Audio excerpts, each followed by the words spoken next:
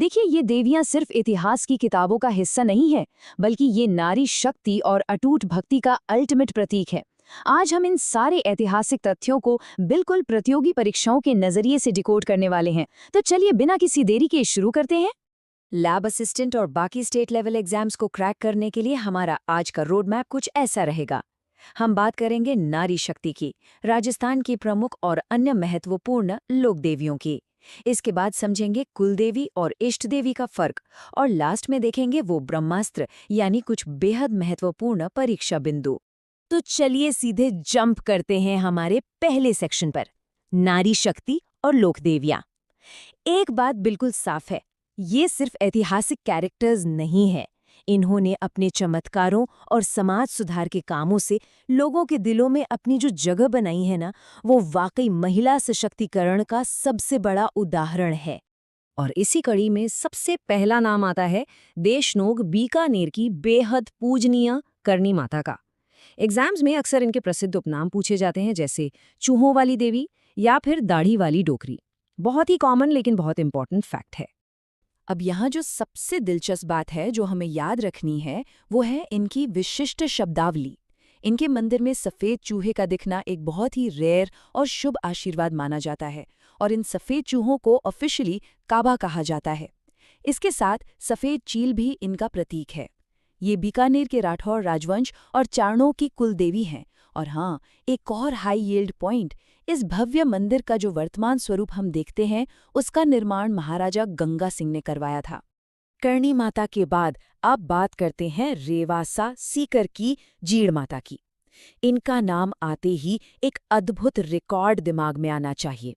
इनका प्रसिद्ध लोकगीत, जिसे चिरजा कहते हैं, वो पूरे राजस्थान के सभी लोक देवी देवताओं में सबसे लंबा है। लिटरली सबसे लंबा रिकॉर्ड इन्हीं के नाम है। और अगर हम एग्जाम के नज़रिए से देखें तो एक बहुत ही स्पेसिफिक नंबर है जो बिल्कुल रट लेना है, 2.5 यानी 2.5। अभी कोई रैंडम नंबर नहीं है, बल्कि इनके मंदिर में ठीक 2.5 प्याला शराब चढ़ाने की एक बहुत ही अनूठी और ऐतिहासिक परंपरा है। इनके उद्गम की बात करें तो जन्म हुआ था चूरू के धांधु गांव में, और ये चौहान राजवंश की कुल देवी हैं। इनकी मान्यता इतनी ज्यादा थी कि खुद कट्टर मुगल सम्राट औरंगजेब भी इनके चमत्कार के आगे नतमस्तक हो गया था। सोचिए, औरंगजेब ने इनके मंदिर में पूरे सम्मान के साथ एक औपचारिक छत्र भेंट किया था। है ना कमाल की बात। चलिए अब जयपुर के आमेर चलते हैं। यहाँ हमारा फोकस होगा शिला देवी पर। इनकी मूर्ति की जो कहानी है वो सीधे तौर पर युद्ध और विजय से जुड़ी है। एक जीती हुई मूर्ति जो आराध्य बन गई।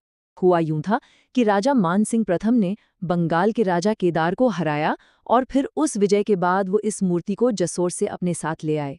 ये कछवाहा राजवंश की इष्ट देवी हैं। और एग्जाम में जो सबसे ज्यादा पूछा जाता है वो ये कि यहाँ भक्तों को चरणामृत के रूप में शराब या जल, दोनों में से किसी एक को चुनने का विकल्प मिलता है। बहुत ही यूनिक ट्रेडिशन है।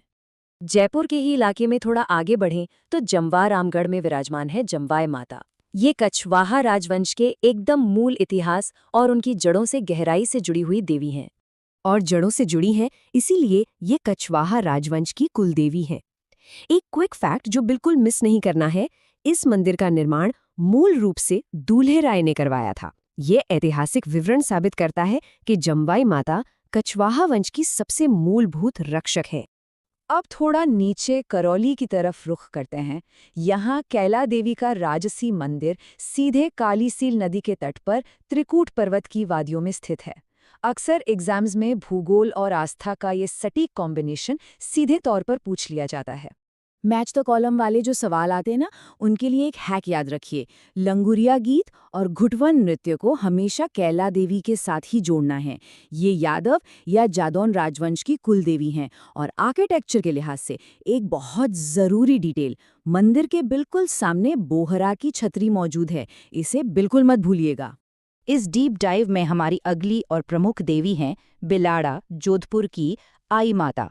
ऐतिहासिक रूप से ये महान लोक देवता बाबा रामदेव जी की शिष्या के रूप में जानी जाती हैं। लेकिन इनके मंदिर की जो डिटेल्स हैं वो सच में हैरान कर देने वाली हैं। पहली बात, सीरवी जाति की कुलदेवी आई माता के मंदिर को बढेर कहा जाता है। दूसरी बात, अंदर कोई भी मूर्ति नहीं है और सबसे बड़ा चमत्कार तो ये है कि यहाँ जलने वाली अखंड ज्योत से लिटरली केसर टपकती है। जी हाँ, केसर। ये फैक्ट एग्जाम्स का फेवरेट है। तो चलिए आगे बढ़ते हैं हमारे अगले सेक्शन पर, अन्य महत्वपूर्ण लोक देवियां। यहाँ हम एक फटाफट क्विक रिव्यू करेंगे। कहते हैं ना कि चीजों को ग्रुप कर लो तो रटना आसान हो जाता है। तो इस लिस्ट में देखिए चाकसू की शीतला माता जो चेचक की देवी हैं, झुंझुनू की सती माता जिन्हें दादी जी कहते हैं, अकाल में फल सब्जियां उगाने वाली सकराय माता, बीएसएफ जवानों की आराध्य तनोट माता, त्रिपुरा सुंदरी, लकवे का इलाज करने वाली आवरी माता और नागणेची माता।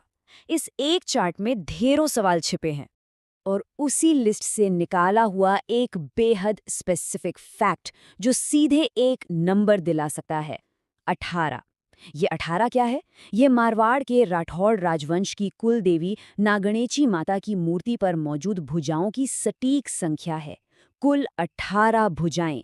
अब आते हैं इस पूरे विश्लेषण के सबसे दमदार हिस्से पर, महत्वपूर्ण परीक्षा बिंदु, या कह लीजिए हमारा एग्जाम का ब्रह्मास्त्र। अक्सर तैयारी के दौरान एक बहुत बड़ा कंफ्यूजन होता है, देवियों के इन प्रकारों को अलग कैसे करें? आखिर कुल देवी और इष्ट देवी के बीच वो बेसिक मूलभूत अंतर क्या है? आइए इसे डिकोड करते हैं। इसे ऐसे समझिए, एक कुल देवी किसी भी राजवंश की एकदम शुरुआत, उनकी उत्पत्ति या उनकी जड़ों को दर्शाती हैं, मतलब जहां से वंश शुरू हुआ। जबकि इष्ट देवी वो होती हैं जिन्हें परिवार किसी खास वजह या विशेष श्रद्धा के कारण पूजने के लिए चुनता है। जयपुर के कछवाहा वंश को ही ले लीजिए, उनकी कुल देवी जनवाय माता हैं, लेकिन उनकी इष्ट देवी शिला देवी हैं। एकदम सिंपल। वंश की परंपराओं से हटकर बात करें तो कुछ खास अनुष्ठान प्रतीकों को रटना बहुत जरूरी है। जैसे शीतला माता का प्रतीक एक टूटा हुआ मिट्टी का दीपक या कहें खंडित मूर्ति, और जीण माता, इनके लोकगीतों के दौरान विशेष रूप से डमरू और सरांगी बजाई जाती है। ये इंस्ट्रूमेंट सीधे एग्जाम में पूछे जाते हैं। अब मेलों की इन मुश्किल तारीखों को कैसे पक्का करें, इसके लिए काम आती है बुलडोजर मेथड, यानी चैत्र और अश्विन नवरात्रि के मेलों के लिए एकदम सॉलिड वन लाइनर ट्रिक्स बनाइए और उन्हें तब तक बार बार रिवाइज कीजिए जब तक वो दिमाग में छप न जाएं। रुकना नहीं है।